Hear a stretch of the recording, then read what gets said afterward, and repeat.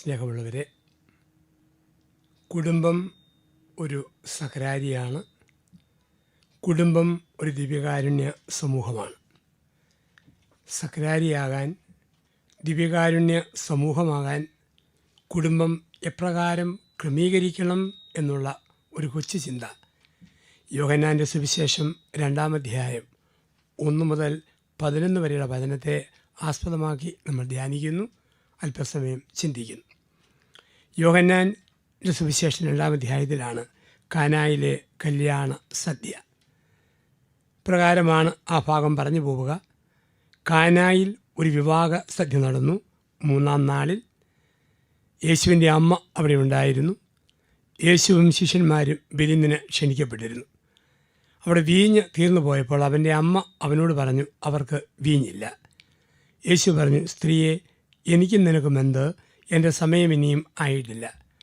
അവൻ്റെ അമ്മ പരിചാരകരോട് പറഞ്ഞു, അവൻ നിങ്ങളോട് പറയുന്നത് പോലെ ചെയ്യുവൻ. യഹൂദരുടെ ശുദ്ധീകരണ കർമ്മത്തിനുള്ള വെള്ളം ശേഖരിക്കുന്ന 6 ഭരണികൾ അവിടെ ഉണ്ടായിരുന്നു.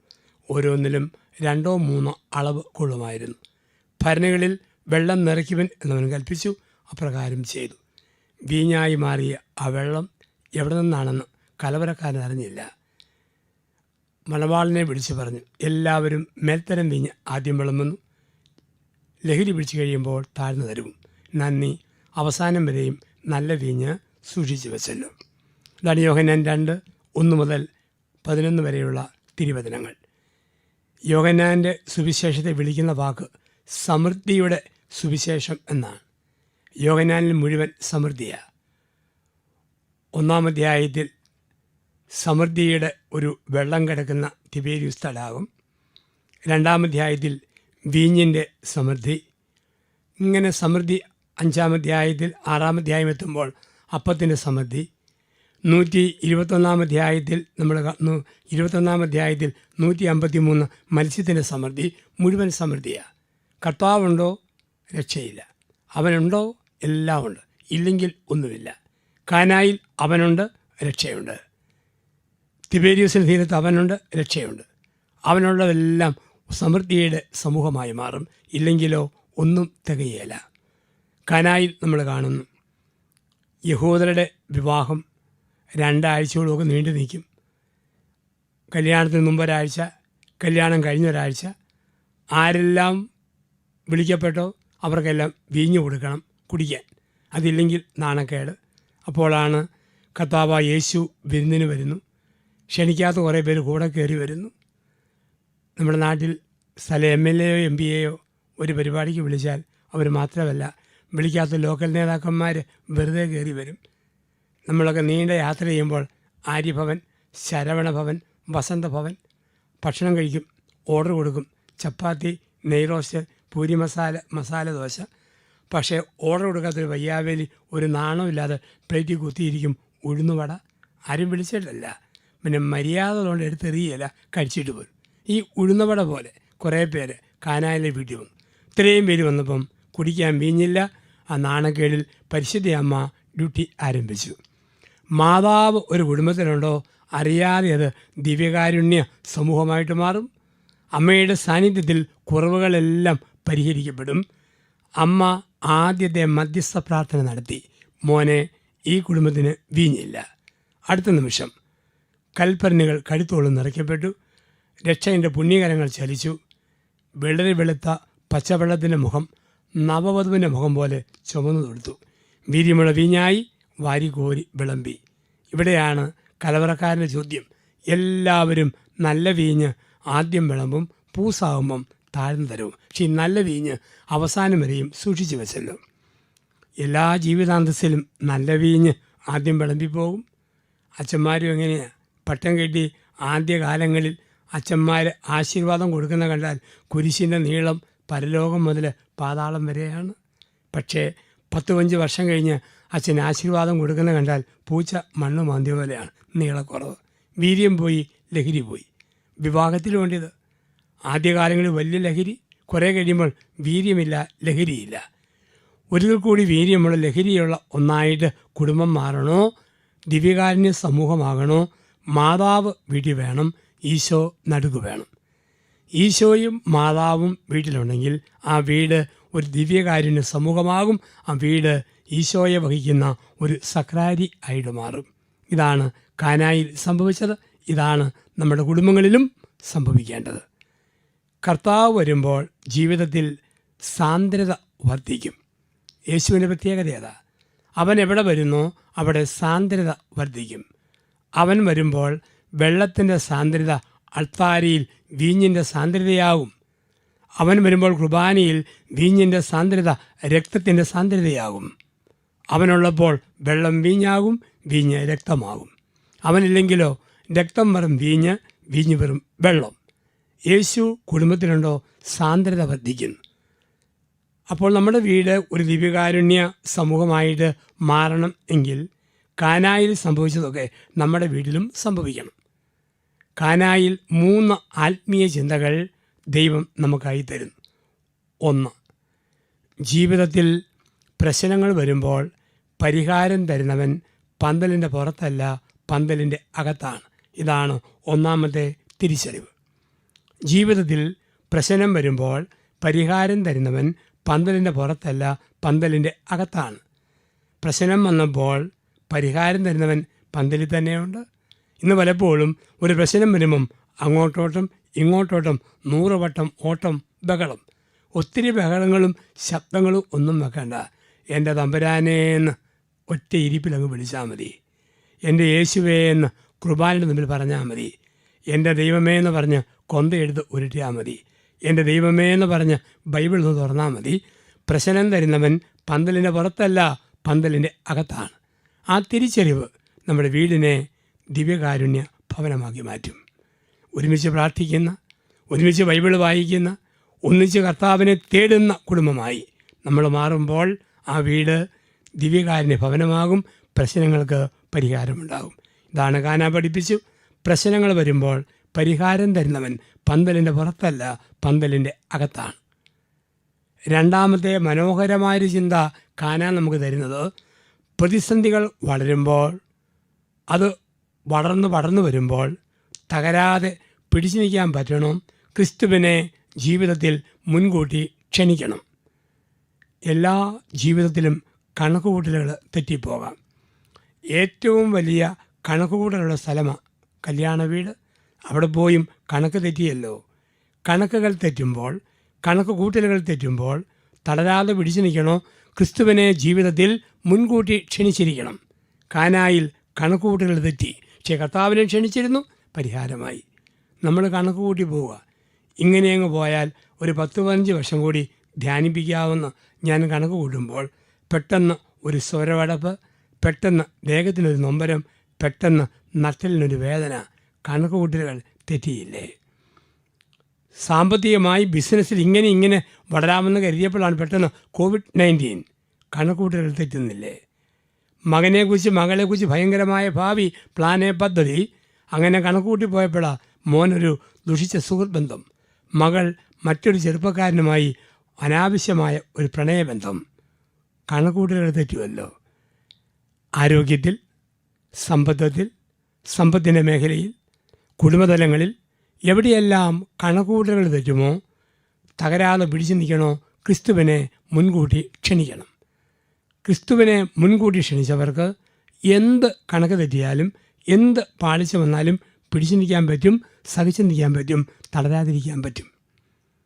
കുടുംബം ദിവ്യകാരുണ്യ സമൂഹമായി മാറണമെങ്കിൽ, ഒരു ദിവ്യ സക്രാരിയാകണമെങ്കിൽ കാനാ തരുന്ന മൂന്നാമതൊരു ചിന്തയുണ്ട്.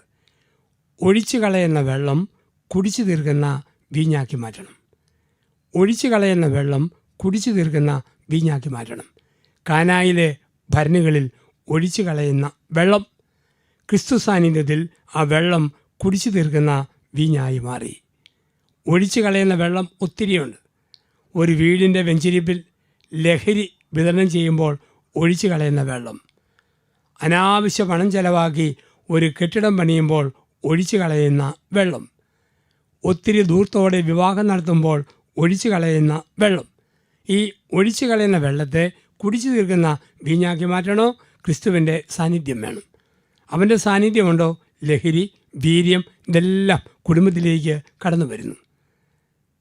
ഞാൻ ചെരുപ്പ് മേടിച്ച്, സാരി മേടിച്ച്, സ്വർണം മേടിച്ച്, വീടുണ്ടാക്കി ഒരുപാട് പൈസ ധൂർത്തടിക്കുമ്പോൾ അതിൽ കുറേ ഭാഗം ഒരു പാവപ്പെട്ട കിഡ്നി പേഷ്യൻറ്റിൻ്റെ ഡയാലിസിസിന് ഞാൻ ചെലവഴിക്കുമ്പോൾ ഒഴിച്ചു കളയുന്ന വെള്ളം കുടിച്ചു തീർക്കുന്ന വീഞ്ഞായി മാറും. ഒരു പാവപ്പെട്ട പെൺകുട്ടിയുടെ നേഴ്സിംഗ് ഫീസായിട്ട് കൊടുക്കുമ്പോൾ ഒഴിച്ചു കളയുന്ന വെള്ളം കുടിച്ചു തീർക്കുന്ന വീഞ്ഞായി മാറും. ജീവിതത്തിൽ ധൂർത്തിൻ്റെ പണം നന്മയ്ക്കായിട്ട് തിരിച്ചു വിടുമ്പോൾ ദൈവാനുഗ്രഹം കുടുംബത്തിൽ കടന്നു വരും. തിരുവചന സന്ദേശം ശ്രവിക്കുന്ന നമ്മൾ ഓരോരുത്തരും ഒന്ന് ധ്യാനിക്കുക. ഒഴിച്ചു കളയുന്ന വെള്ളമാണോ നമ്മുടെ സ്വത്ത്? അനാവശ്യമായി പറയുന്ന വാക്കുകൾ ഒഴിച്ചു കളയുന്ന വെള്ളം വാക്കിനെ നിയന്ത്രിക്കുമ്പോൾ, സംസാരം നിയന്ത്രിക്കുമ്പോൾ അത് കുടിച്ചു തീർക്കുന്ന വീര്യമുള്ള വീഞ്ഞായി മാറും. അപ്പം ഇങ്ങനെയുള്ള ചിന്തകളാൽ കുടുംബത്തെ സമ്പന്നമാക്കുവാൻ, കുടുംബ ബന്ധങ്ങളെ സമ്പന്നമാക്കുവാൻ കർത്താവ് വിളിക്കുകയാണ്. ഈ വചന സന്ദേശത്തിൻ്റെ നിമിഷങ്ങളിൽ ധ്യാനപൂർവ്വം പ്രാർത്ഥനാപൂർവ്വം ഒരാത്മശോധനയ്ക്ക് ദൈവം നമ്മളെ വിളിക്കുന്നു. നമുക്കറിയാം, തമ്പുരാൻ തന്നിരിക്കുന്ന കുടുംബം, ആ കുടുംബജീവിതത്തെ നമുക്ക് സ്വർഗമാക്കാനും നരകമാക്കാനും പറ്റും. സ്വർഗമാക്കാൻ പറ്റും, നരകമാക്കാനും പറ്റും. വീട്ടിൽ വഴക്കാണോ വീട് നരകം, വീട്ടിൽ സ്നേഹമാണോ കുടുംബം സ്വർഗം. ഒരു ഭർത്താവ് ഭയങ്കര വഴക്കാളി, ഭാര്യയ്ക്കിട്ട് അടിക്കും, മക്കളെ ഇടിക്കും, പാത്രമെറിഞ്ഞ് ഉടയ്ക്കും, പരുക്കനായ പരുഷമായ ജീവിത പ്രവൃത്തികൾ. അപ്പോൾ ആ മനുഷ്യൻ ഒരു വണ്ടി അപകടത്തിൽ മരിച്ചു. നരകത്തിൽ തന്നെ ലൂസിഫർ ഒരു ഇരിപ്പിടം കൊടുത്തു. 2 ദിവസം കഴിഞ്ഞപ്പം ഭൂമിയിലെ ഭാര്യയുടെ ശബ്ദം കേൾക്കാൻ വലിയൊരു കൊതി.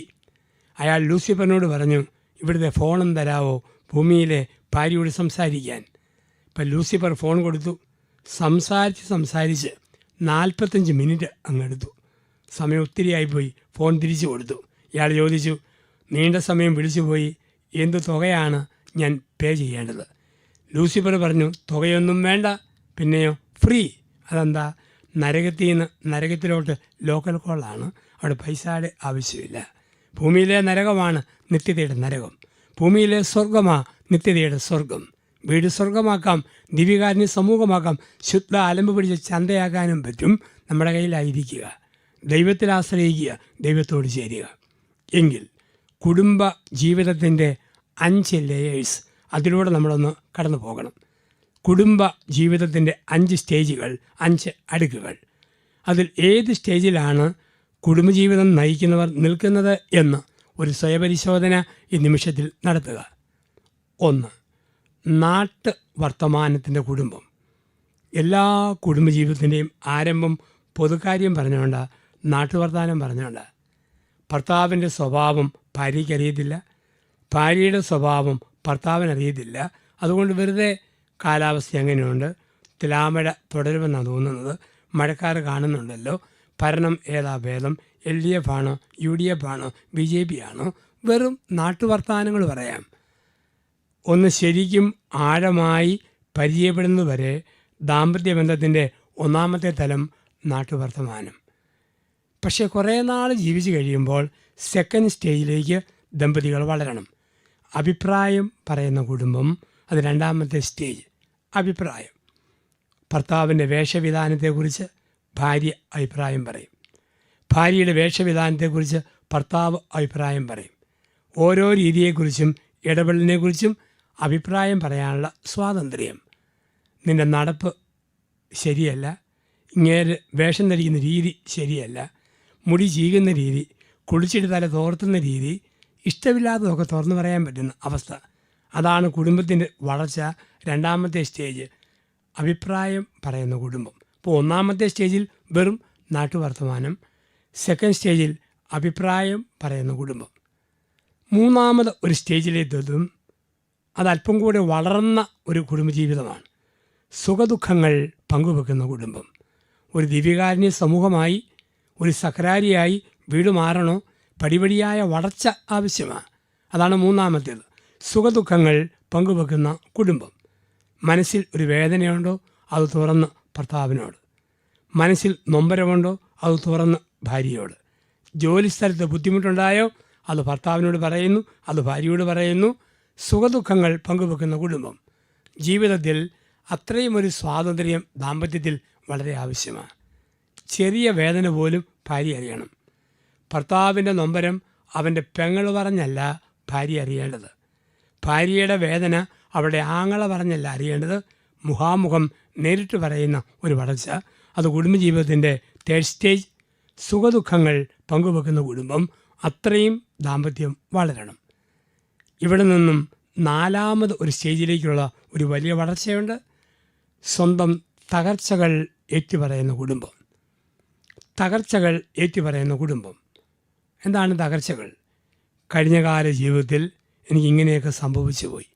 വിവാഹത്തിന് മുമ്പ് ഞാൻ ഇങ്ങനെയായിരുന്നു. വിവാഹത്തിന് മുമ്പ് ഞാൻ അങ്ങനെയായിരുന്നു. വിവാഹത്തിന് ശേഷം ഒരു ഇഷ്ടക്കേട് വന്നപ്പോൾ വേറൊരു പുരുഷനെ ഫോണിൽ വിളിച്ചു സംസാരിച്ചു.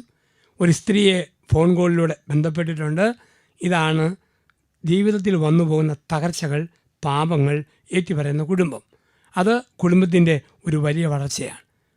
അത്രയും വിശാലമാണ് ഭർത്താവിൻ്റെ ഹൃദയമെന്ന് ഉറപ്പുണ്ടെങ്കിലേ ഭാര്യ തകർച്ചകൾ പറയാവൂ. അത്രയും വിശാലമാണ് ഭാര്യയുടെ ഹൃദയമെന്ന് ഉറപ്പുണ്ടെങ്കിലേ ഭർത്താവ് പറയാവൂ. അത്രയും ഒരു ഉറപ്പ്, ഒരു ബോധ്യം പകരുവാൻ തക്കവിധം ദാമ്പത്യത്തിൻ്റെ വളർച്ച. ഇതാണ് തകർച്ചകൾ ഏറ്റുപറയുന്ന കുടുംബം. ഒരു ഫൈനൽ സ്റ്റേജ് ഉണ്ട്. അതാണ് യഥാർത്ഥ ദിവ്യകാരുണ്യ കുടുംബം. ഒരക്ഷരം പോലും ഉരിയാടാതെ മുഖം നോക്കി മനസ്സ് വായിക്കുന്ന കുടുംബം. ഇതാണ് കുടുംബത്തിൻ്റെ ഏറ്റവും വലിയ വളർച്ച. ഒന്നും പറയുന്നില്ല, മുഖം നോക്കി മനസ്സ് വായിക്കുന്ന കുടുംബം. ഭർത്താവിന് പ്രയാസമുണ്ടോ? മുഖത്തെ വാട്ടം കാണുമ്പം ഭാര്യയ്ക്കറിയാം. ഭാര്യയ്ക്ക് പ്രയാസമുണ്ടോ? മുഖത്തെ ദുഃഖഭാവം കാണുമ്പം ഭർത്താവിനറിയാം. ആ സ്റ്റേജിലേക്കുള്ള ഒരു വളർച്ച. ഈ വളർച്ച എന്താണ് നിൻ്റെ മനസ്സിലൂടെ പോകുന്നത്? എന്താണ് തൻ്റെ ഉള്ളിലൂടെ പോകുന്നത്? അത്രയും മനസ്സിലാക്കി മുഖം നോക്കി മനസ്സ് വായിക്കുന്ന ഒരു സ്റ്റേജ്. ആ സ്റ്റേജിനെ വിളിക്കും അഞ്ചാമത്തെ സ്റ്റേജ്. അപ്പം ഇങ്ങനെയുള്ള ഒരു ദിവ്യകാരുണ്യ സമൂഹമായി നമ്മുടെ കുടുംബങ്ങൾ മാറുക, കുടുംബത്തെ മാറ്റുക. ഇതിന് അടിസ്ഥാനപരമായി ഉണ്ടായിരിക്കേണ്ട ഒരു വികാരമാണ് കുടുംബത്തിൽ ശരിക്കും സ്നേഹം ഉണ്ടാകണം. സ്നേഹമുണ്ടോ? ദിവ്യകാരുണ്യ കുടുംബമാണ്. സ്നേഹം എന്താണ്? ഈ സ്നേഹം, സ്നേഹം രണ്ട് കാര്യങ്ങൾ ദമ്പതിമാരെ കൊണ്ട് ചെയ്യിപ്പിക്കും. രണ്ട് കാര്യങ്ങൾ. സ്നേഹം കരയിപ്പിക്കും, സ്നേഹം കാത്തിരിക്കാൻ നിർബന്ധിക്കും. ആ കുടുംബം ദിവ്യകാരുണ്യ സമൂഹമാണ്. സ്നേഹം കരയിപ്പിക്കും, സ്നേഹം കാത്തിരിക്കാൻ നിർബന്ധിക്കും. ഭർത്താവിന് ഒരു തകർച്ച വന്നാൽ ഭാര്യ കരഞ്ഞു പോകും. ഭാര്യയ്ക്ക് ഒരു തകർച്ച വന്നാൽ ഭർത്താവ് കരഞ്ഞു പോകും.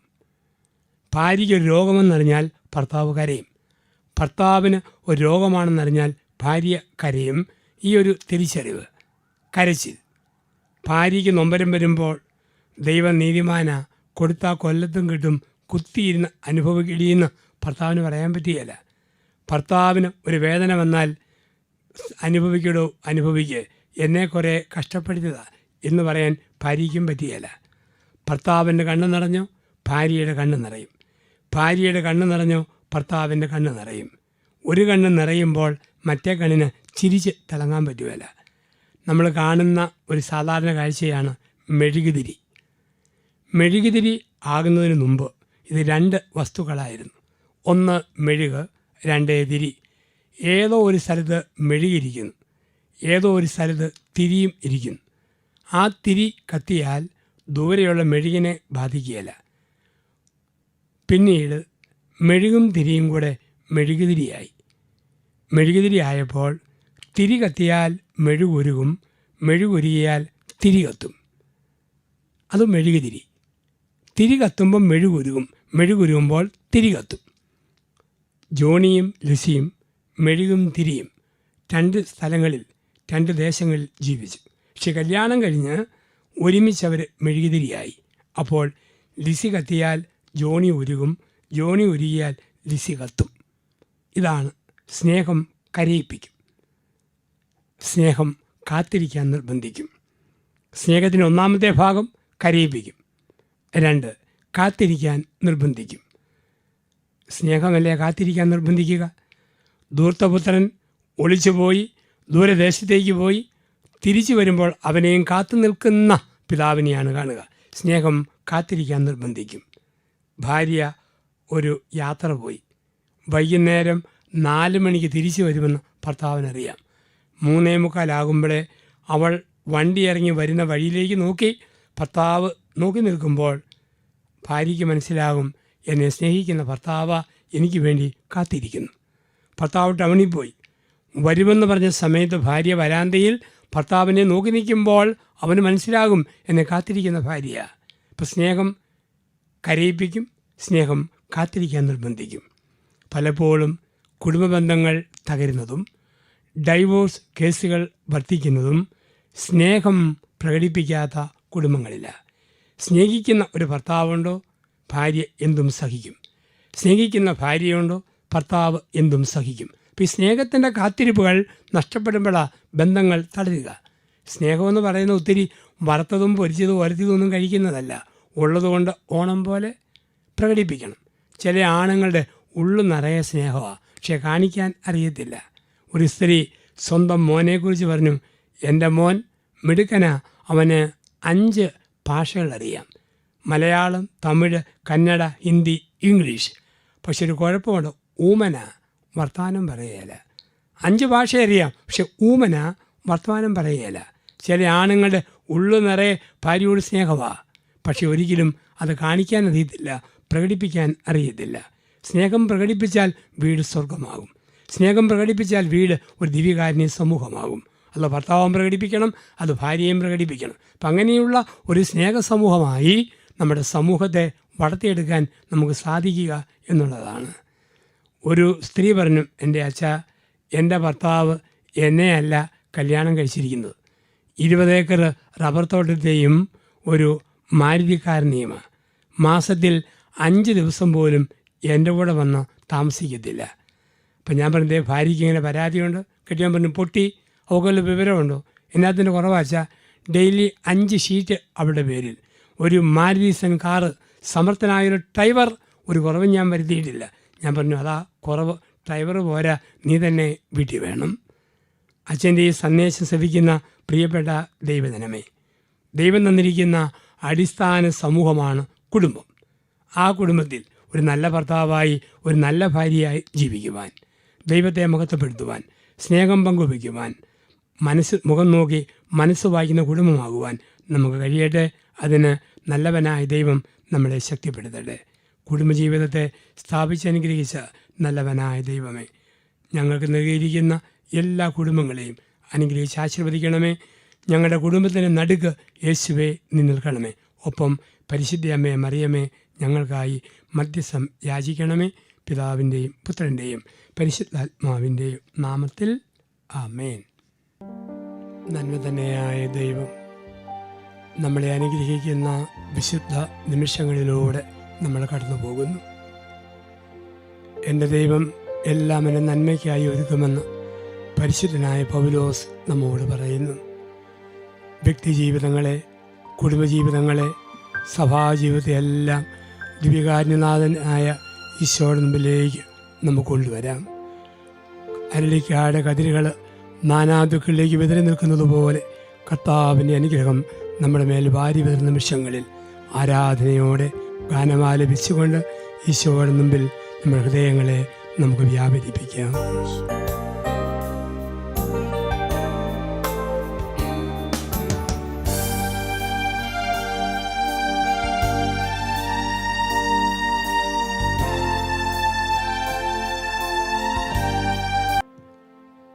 അരുളിക്കായിൽ അവിടുന്ന് ഞങ്ങളുടെ മധ്യത്തിൽ വസിച്ചുകൊണ്ട് ആശീർവദിക്കുന്നതിനെ ഓർത്ത് ഞങ്ങൾ സ്തുതിക്കുന്നു. അന്ന് നിൻ്റെ അടുക്കൽ വന്ന എല്ലാവരെയും അവിടുന്ന് അനുഗ്രഹിച്ചല്ലോ. കുരുടിന് കാഴ്ചയായി, ചെകിടിന് കേൾവിയായി, മുടന്തിൻ്റെ കാലിന് ശക്തിയായി, ഊമന് സംസാരശക്തിയായി, കുഷ്ഠരോഗിയുടെ ചീഞ്ഞളിഞ്ഞ ശരീരത്തിന് വെടിപ്പും വെണ്മയുമായി സൗഖ്യദായകനായി കടന്നു വന്നുവല്ലോ. ഈ ആരാധന നിമിഷത്തിൽ ഞങ്ങളുടെ ഹൃദയങ്ങളെ സമർപ്പിക്കുന്നു, ഞങ്ങളുടെ നിയോഗങ്ങളെ സമർപ്പിക്കുന്നു, ഞങ്ങളുടെ പ്രതീക്ഷകളെല്ലാം സമർപ്പിക്കുന്നു. അനുഗ്രഹിക്കണമേ, ആശീർവദിക്കണമേ. അവിടുത്തെ തിരുമുമ്പാകെ ഞങ്ങളെ സ്തുതിക്കുകയാണ്. കർത്താവേ, അന്ന് കേസരിയ ഫിലിപ്പിയിൽ പത്രോസ് പറഞ്ഞു, നീ ജീവനുള്ള ദൈവത്തിൻ്റെ പുത്രനായ മിശിഹയാണ്. പത്രോസിനോട് ചേർന്ന് ഞങ്ങൾ നിന്നെ സ്തുതിക്കുന്നു. അന്ന് തോമസ് ശ്ലീഹ പറഞ്ഞു, എൻ്റെ കർത്താവേ, എൻ്റെ ദൈവമേ.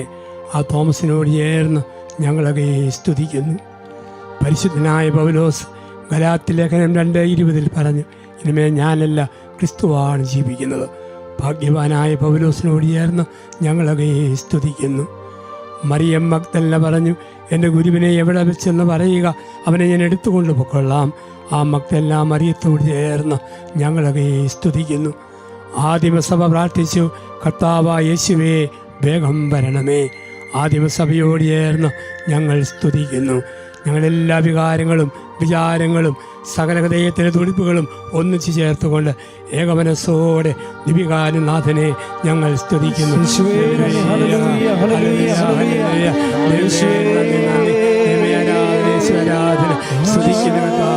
ഞങ്ങളെ മകനപ്പെടുത്തുന്നു.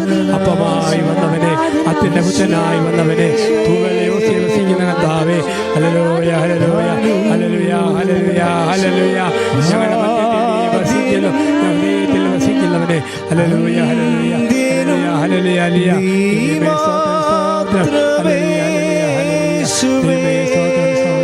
നന്ദി, ആരാധന, സ്തുതി, സ്തുതികൾക്കും പുകഴ്ചയ്ക്കും യോഗ്യനേശുവേ,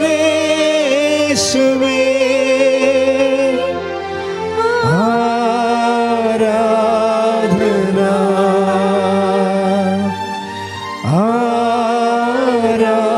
ആരാധന.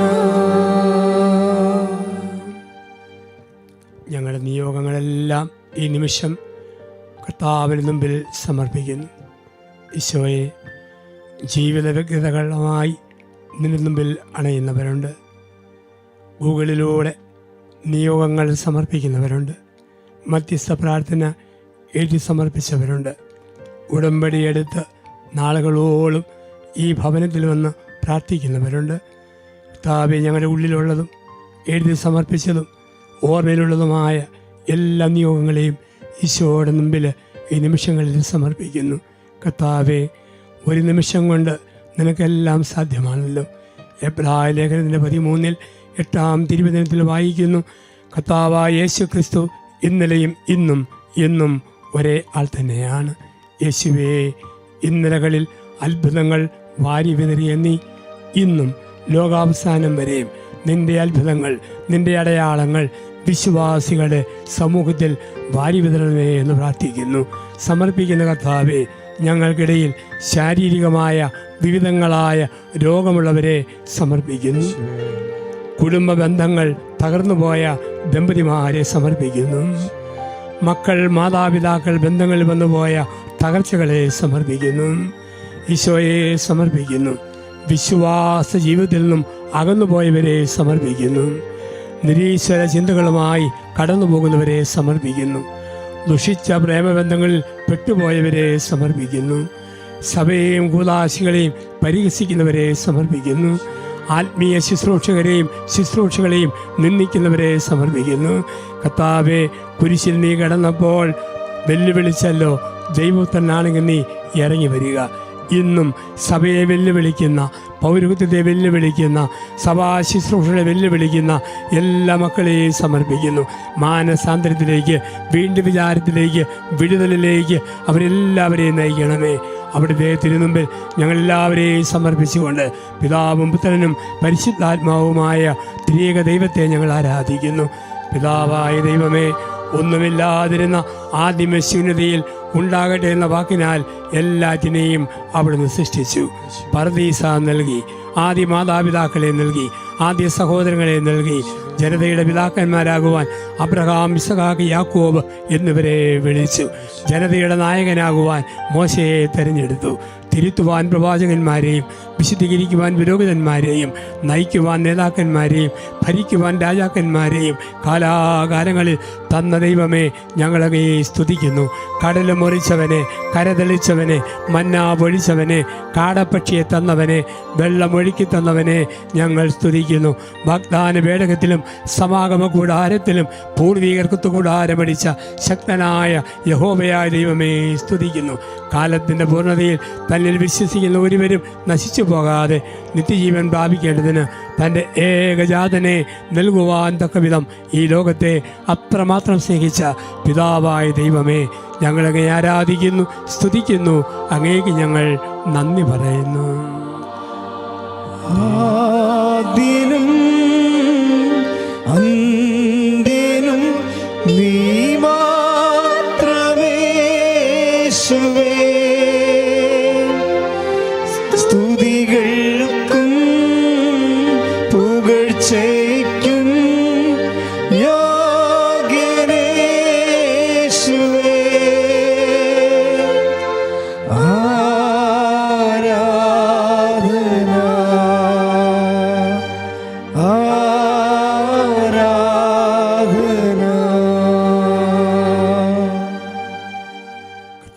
യേശുവേയും ലോകത്തിൻ്റെ പാപം വഹിക്കുവാൻ കാലിത്തൊഴുത്തിൽ അവിടുന്ന് പൂജാതനായി 30 വർഷത്തെ രഹസ്യ ജീവിതം നയിച്ചു.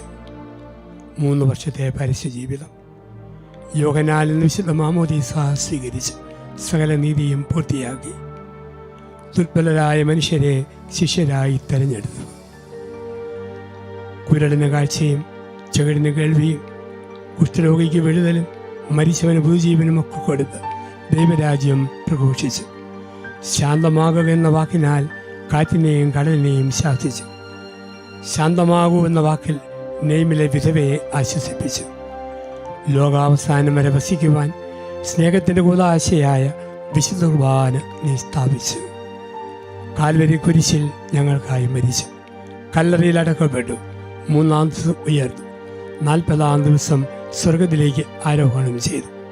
വന്നവനും വരുവാനുള്ളവനുമായ ദൈവപുത്ര, സഹായകനായ പരിശുദ്ധാത്മാവിനെ വാഗ്ദാനം ചെയ്ത കർത്താവായ യേശുവേ, ഞങ്ങളങ്ങേ ആരാധിക്കുന്നു, സ്തുതിക്കുന്നു. അങ്ങേക്ക് ഞങ്ങൾ നന്ദി പറയുന്നു. യേശുവേ നന്ദി. Hallelujah hallelujah hallelujah hallelujah hallelujah. യേശുവേ ആരാധന ആരാധന ആരാധന ആരാധന. Hallelujah hallelujah hallelujah. ആരാധന ആരാധന ആരാധന ആരാധന ആരാധന ആരാധന ആരാധന ആരാധന. ഒന്നുമില്ലാതിരുന്ന ആദിമശൂന്യതയിൽ അഗാധങ്ങൾക്ക് മീതെ തത്തിക്കളിച്ച ആത്മാവായ ദൈവമേ, ഞങ്ങളങ്ങേ സ്തുതിക്കുന്നു. ജോയൽ പ്രവാചകന്റെ പരിശുദ്ധ പ്രവചനം അവസാന നാളുകളിൽ എല്ലാ ദാസന്മാരുടെ മേലും ദാസിമാരുടെ മേലും എൻ്റെ ആത്മാവിനെ ഭക്ഷിക്കും. ഇതാ കർത്താവിൻ്റെ ദാസി എന്ന് പരിശുദ്ധ മറിയം പറഞ്ഞ നിമിഷത്തിൽ മാതാവിൻ്റെ ഉദരത്തിൽ കൂടാരം പിടിച്ച ദൈവചൈതന്യമേ സ്തുതിക്കുന്നു. യോർദാൻ നദിയിൽ മാമോദീസയുടെ വേളയിൽ മാടപ്രാവിൻ്റെ രൂപത്തിൽ പറന്നിറങ്ങിയ ദൈവചൈതന്യമേ സ്തുതിക്കുന്നു. പെസഹാട രാത്രിയിൽ അർപ്പിത വസ്തുക്കളായ അപ്പത്തിലും വീഞ്ഞിലും വന്ന് വസിച്ച ദൈവചൈതന്യമേ സ്തുതിക്കുന്നു. പെന്തക്കോസ്ത് തിരുനാളിൽ 3000 അഗ്നിനാളമായി ആഴ്ന്നിറങ്ങിയ ദൈവചൈതന്യമേ സ്തുതിക്കുന്നു. ഞങ്ങളുടെ ഈ ശുശ്രൂഷകളിൽ, ഭജന പ്രഘോഷണത്തിൽ, ആരാധനയിൽ അഭിഷേകമായി വന്ന് വസിച്ച് ഞങ്ങളുടെ ഭവനത്തെയും സഭയെയും ലോകത്തെയും വിശദീകരിച്ച് ജ്വലിപ്പിക്കുന്ന പരിശുദ്ധാത്മാവായ ദൈവമേ, ഞങ്ങളങ്ങേ ആരാധിക്കുന്നു, സ്തുതിക്കുന്നു. അങ്ങേക്ക് ഞങ്ങൾ നന്ദി പറയുന്നു. യേശുവേ നന്ദി. Hallelujah hallelujah hallelujah. യേശുവേ സ്തുതി. Hallelujah hallelujah hallelujah. ഞങ്ങളെ സ്തുതിക്കുന്ന കർത്താവേ, ഞങ്ങളെ ആരാധിക്കുന്ന ഈശോയേ, ഞങ്ങളെ മഹത്വപ്പെടുന്ന കർത്താവേ. Hallelujah hallelujah hallelujah hallelujah hallelujah. യേശുവേ നന്ദി. Hallelujah hallelujah hallelujah. പരിശുദ്ധാത്മാവേ, ഞങ്ങളിൽ നിറയണമേ, നിറഞ്ഞു കവിയണമേ.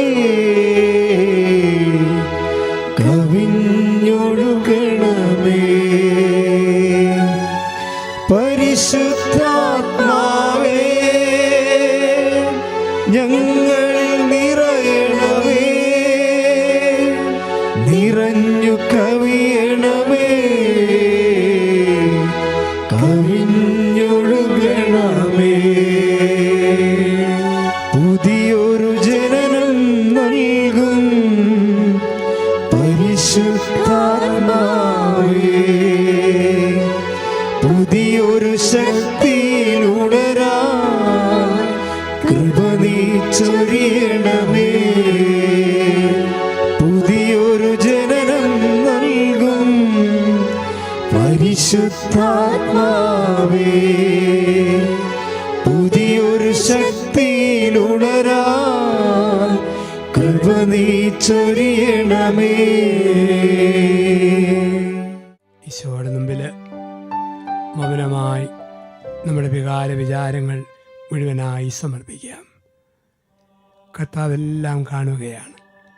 46-ാം സങ്കീർത്തനം 10-ാം തിരുവചനം, നീ ശാന്തമാവുക, ഞാൻ ദൈവമാണെന്നറിയുക. പർദീസായുടെ ശാന്തതയിൽ ആദി മാതാപിതാക്കൾ അവൻ്റെ ശബ്ദം കേട്ടു, അവൻ്റെ കാൽപര്യമാറ്റം കേട്ടു. ജെറിക്കോയിൽ സക്കേവൂസ് അവൻ്റെ മുമ്പിൽ നിന്നപ്പോൾ അവൻ്റെ സ്നേഹത്തിൻ്റെ ശബ്ദം കേട്ടു. കല്ലറയുടെ അടുത്ത് തോട്ടത്തിൽ ദുഃഖത്തോടെ നിന്നപ്പോൾ മഗ്ദലന മറിയം അവൻ്റെ ശബ്ദം കേട്ടു. മറിയം. ലൂക്കാ 24 എമ്മാവൂസിലേക്ക് 2 ശിഷ്യന്മാർ മ്ലാനത്തോടെ നടന്നു പോയപ്പോൾ കൂടെ നിന്ന് അവൻ്റെ ശബ്ദം കേട്ടു, സ്നേഹിതരെ എന്ന വിളി. ഈ ആരാധനയിൽ ദിവ്യകാരുണ്യ സന്നിധിയിൽ ഹൃദയമടച്ചിരിക്കുമ്പോൾ അവിടുന്ന് വിളിക്കും, മകനെ, മകളെ, അസ്വസ്ഥമാകേണ്ട, ഹൃദയം കലങ്ങേണ്ട. എൻ്റെ പിതാവിൻ്റെ ഭവനത്തിൽ അനേക വാസസ്ഥലങ്ങളുണ്ട്. ഞാൻ പോയി എവിടെയായി കഴിയുമ്പോൾ നിങ്ങളുമായിരിക്കേണ്ടതിന് കൂട്ടിക്കൊണ്ടുപോകും.